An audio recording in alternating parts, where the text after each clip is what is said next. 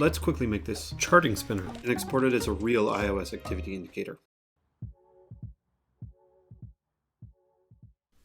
So we need 4 circles. We create the first one, style it, copy and paste it 5 times actually, because you need the same one at the end in order to create the loop.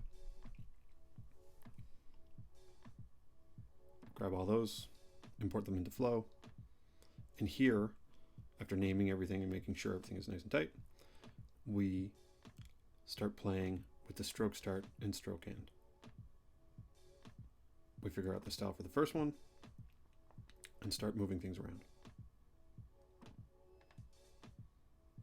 Play with the timings, play with the easings, balance the feel,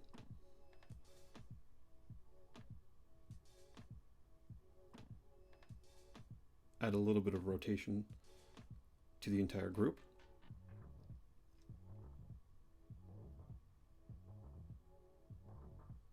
And then just keep feeling it out. Export, test, make sure that it runs nicely on iOS. And there it is. It's ready to ship.